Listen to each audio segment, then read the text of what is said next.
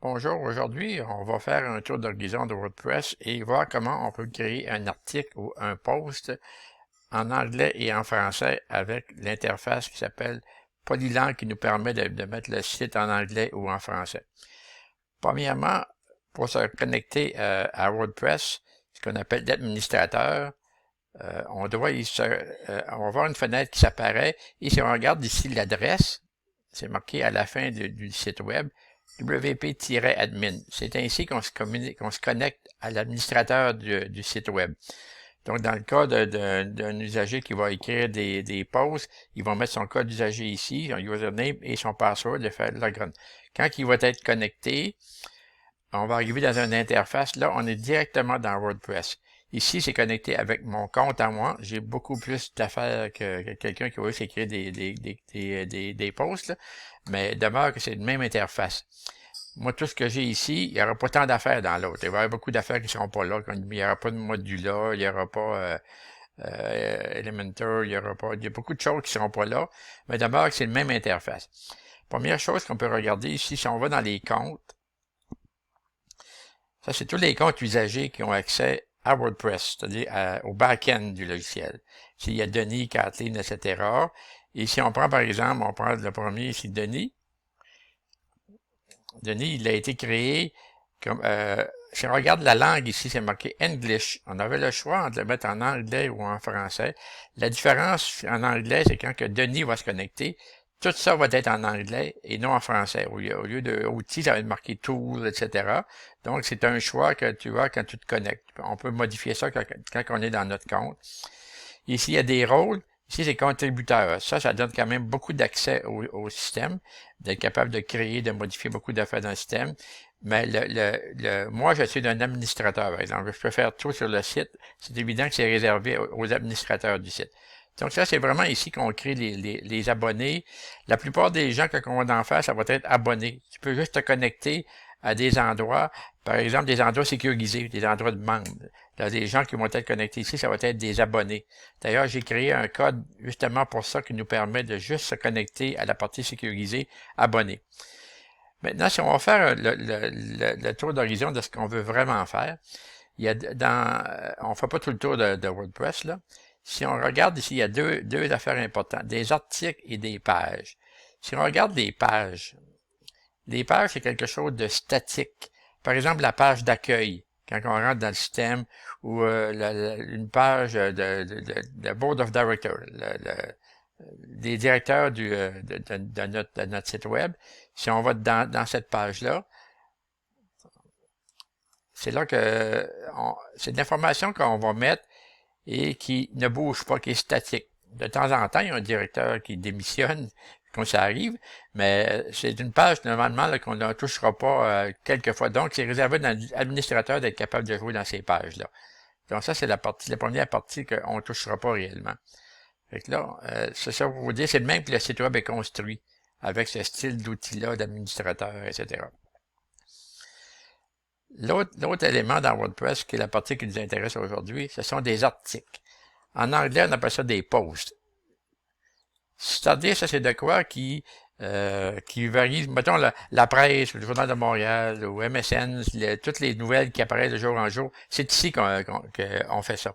C'est dans cet endroit-là, c'est ça qui va apparaître en première page ou ailleurs dans le site comme on veut.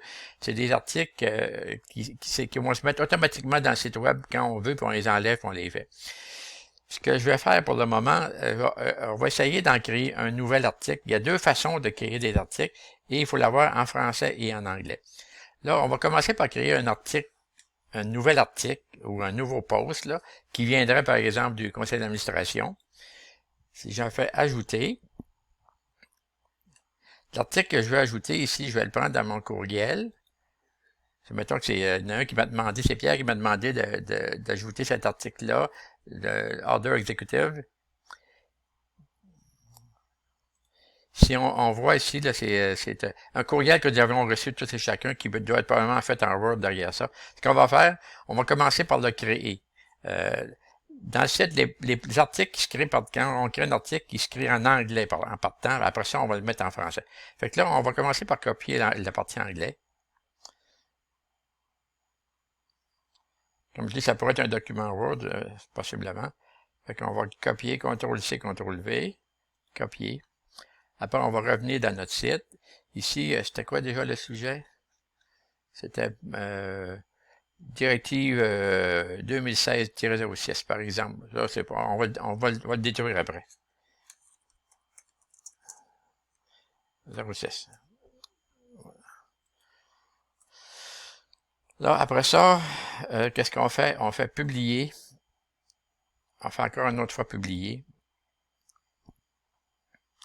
Après ça, on va aller le modifier avec Accelerator. Ça, c'est des choses que ça va devenir... première fois, c'est rébarbatif, mais c'est pas long que ça rentre. Ça s'apprend, c'est facile à comprendre. Là, on s'en va dans ce qu'on appelle, on est dans Elementor, qui est un outil qui nous permet de faire des pages. La première chose qu'on doit faire, on doit créer ce qu'on appelle une section. On clique sur le petit plus, et on veut rien qu'une colonne là. Fait qu'on va dire, je veux une colonne. On n'a qu'une colonne, une ligne ici, on veut qu'une ligne. Et on veut ajouter quoi? On veut ajouter du texte. Fait que là, on va ajouter ce qu'on appelle le text editor. On va glisser text editor dans cette boîte-là. Et après ça, on va aller ici à gauche, on va copier le texte qu'il y a là, et on va faire CTRL-V. Qu'est-ce que va être le texte que j'ai copié tout à l'heure? OK? Là, ce qu'on pourrait peut-être faire aussi, on pourrait mettre ça ici en gras, le début, là. Mettre ça, c'est comme un traitement de texte, simplement. Le mettre en bold. Donc, ça est apparu en bold. Et qu'est-ce qu'on fait après ça? On fait Update. On vient de créer notre nouvelle directive directement sur le site web, en anglais. Après ça, on va faire le français. Pour aller voir par la suite qu'est-ce que ça donne,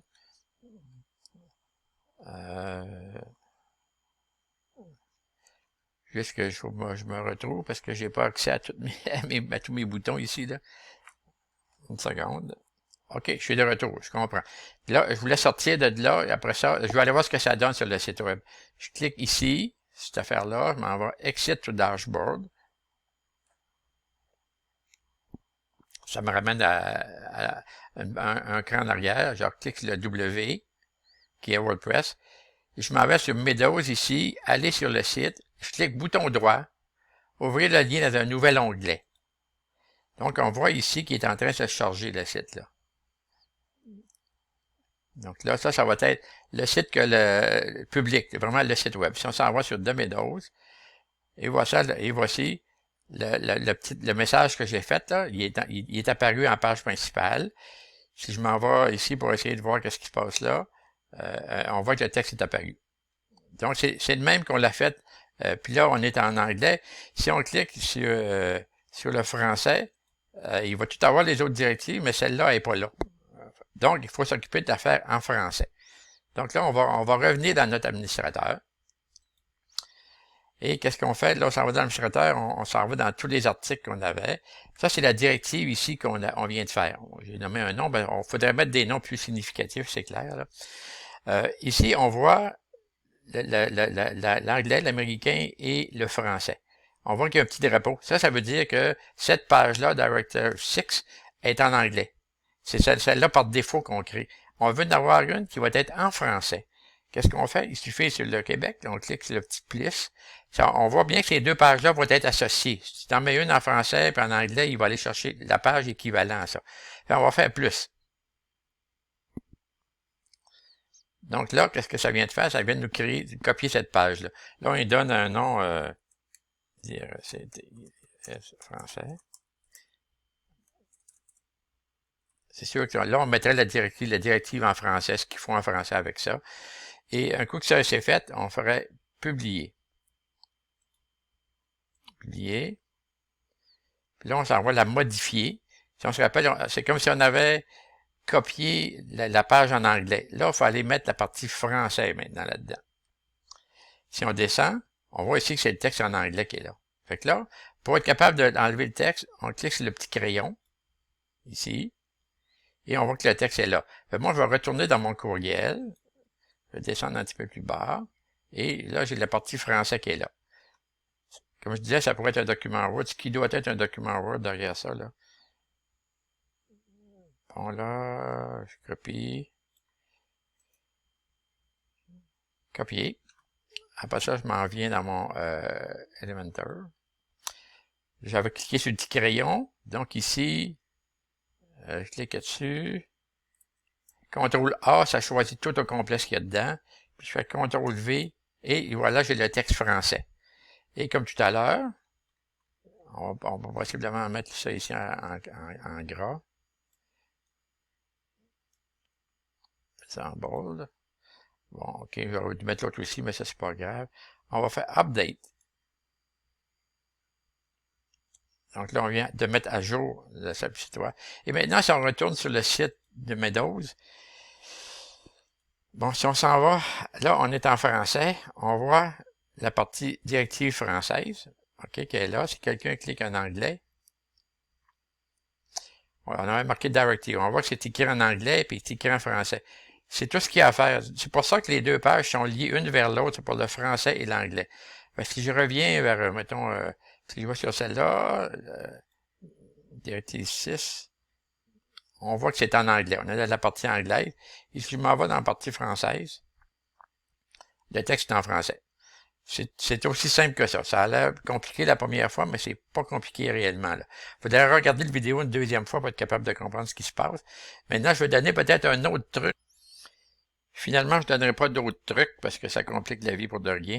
Par contre, ce que je voudrais démontrer, c'est que quand on retourne dans tous les articles ici, là, si on était dans le tableau de bord, on a cliqué sur article, tous les articles sont ici.